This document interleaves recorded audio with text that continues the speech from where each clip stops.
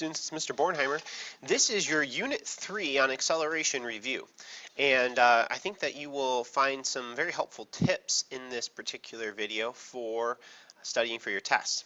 But not only, it's not just a review for the test, it's a good review overall of the concepts that we've covered.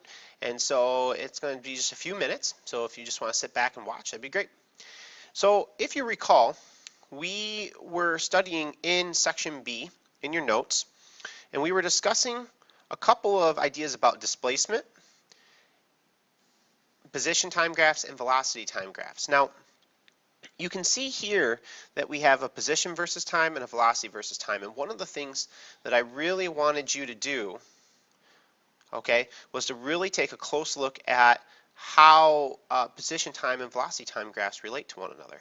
And it all basically comes down to slope. Okay, the slope of this graph becomes this graph's curve, so to speak. So for instance, over here, position versus time, okay, this has got a slope of +1. So in essence, the velocity time graph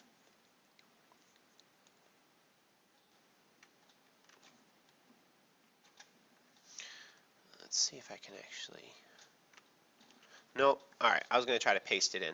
That's okay. The velocity time graph would look something like this, where you had a +1, and then it slopes to -1. So if we made this our x-axis, it would jump down and go -1. And you should have seen this in your packet. Basically, being able to draw velocity time from a position time or be able to identify one is an important skill, and you will see it on your test. Now, if we move on, we see that you had some practice ones here where you're trying to draw velocity time graphs, but the real meat of this test comes from this graph right here. And one of the things that I really want to address, especially on this graph, okay, especially this graph right here, is this idea that, let me find the pen here, that the slope of this graph is acceleration,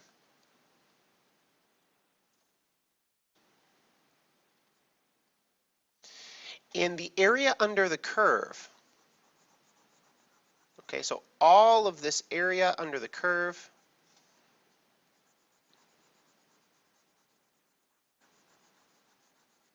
all of that is displacement for a velocity time graph. Now, to find area under the curve, it's really not very hard. You just break it up into shapes. So like here's a triangle, and you can calculate the area of a triangle. And here's a rectangle, and you can calculate the area of a rectangle. And here's another triangle, and you're going to need to calculate the area of this triangle. And here's another rectangle, and you're going to want to be able to calculate the area of that rectangle, so on and so forth. Okay, now, let's say that we had a graph where this was the x-axis, this was the y-axis, and this was a VT graph. So velocity versus time, okay? Now, let's say that our curve looked something like this. A couple things I'd want you to notice. First of all, you're starting with a positive velocity up here. You're going to a negative velocity down here, and here is 0. All right. As you go from a positive to 0, that indicates that you're slowing down. As you go from 0 to negative, even though you're going in the negative, that's just direction. Your velocity is increasing in the negative direction, so this indicates a speeding up motion. The total slope here is acceleration, and we see that it's a negative slope. So it's a negative acceleration. And if I wanted you to find the area of, let's say, or the displacement from 0 to 5 seconds, so from here to here, you would need to find the area under the curve. Well, you take your curve, you find the x-axis, which is here, and you shade the region between the curve and the x-axis, and then calculate the area using basic geometry. If I wanted you to go, let's say, from 5 seconds to 9 seconds, Well, now the curve is down here, and again, here's the x-axis. So now it flips, and you take this area right here. Okay. All right. Motion equations. We talked about this a little bit, and you are going to have some questions on your test where you have to use our fundamental equations. A little bit about, acceleration, and particularly I want to get to this idea of instantaneous acceleration. And there was a graph, not that one, this one. Okay, if you want to find the instantaneous acceleration of a point, and let's say I wanted to find the instantaneous acceleration at 6 seconds, okay, you're going to need to draw the tangent line. Now, I'm going to just forewarn you right now, this is a concept that you're going to want to look at. So let's say this is our tangent line. Not very straight, but suitable for our needs. It touches the curve only, theoretically, at 6 seconds. So 6 seconds would be right down here. And one of the things that you could then do is find the slope of your tangent line. So the rise over the run, and then that would be your instantaneous acceleration. So finding the slope of a tangent line is your instantaneous acceleration. All right, looking at your test, looking at some of those some key points here from your test. First of all, you're going to want to be able to know about coordinate systems. All right, vectors, scalars, what's the difference, and how do coordinate systems play into that. So positive, negative, that kind of thing. Just briefly review that concept.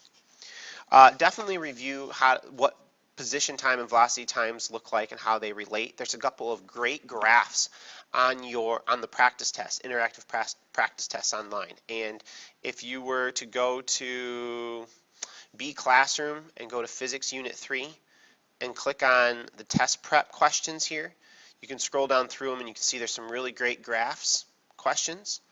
I would strongly advise you to do test prep. Which one did I just do A? Yep, okay. Test prep B. Strongly advise you to look at test prep B. It's a standardized test practice, and what's so nice about it is it's got lots of graphs and charts. So I would definitely look at that one. Okay. Also looking at the idea of free fall. Okay, so this idea that all objects fall at the same rate. So if I have an object here and an object here, and I throw this one horizontally and I throw this one down, okay, or I just drop it. So I drop this and I throw this, but only throw it horizontally. They will both hit the ground at roughly the same time.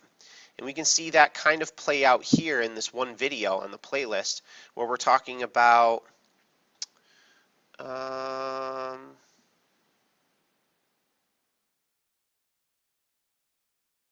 this video here. Okay, so it's got the acceleration due to gravity, and we can kind of see that you've got a feather, you've got a rock, they're falling, and if you ignore air resistance, they fall at the exact same rate. Okay, so it's important for us to look at the fact that objects without air resistance, regardless of the fact that they have any kind of horizontal motion, will fall at the same rate. The one that you just saw there,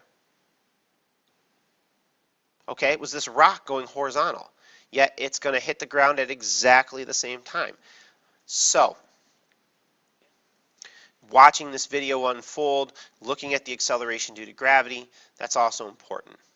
Okay, there's some really great videos on here online that you might want to check out, that you might find very useful for tonight and for your review.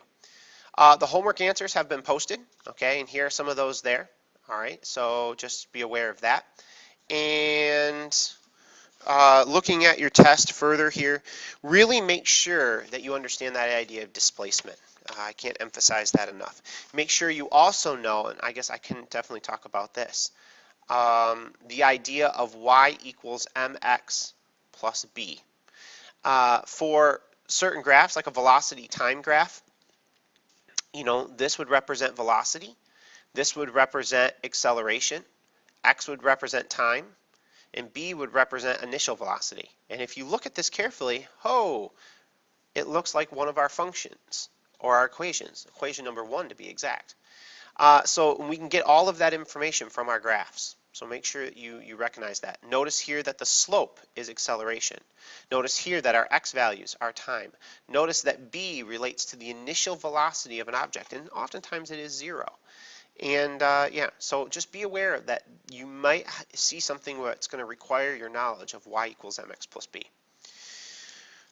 All right, looking ahead here further, there are approximately 1, 2, 3, 4, 5, 6, 7 good questions out of 35. So approximately 1/5 of the test is going to focus on using those 4 fundamental equations. So make sure you really know how to use those.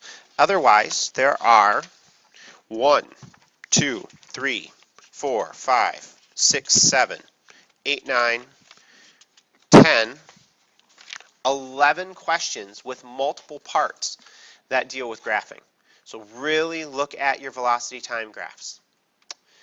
All right, that ends this review video, and I hope that you do well in your test.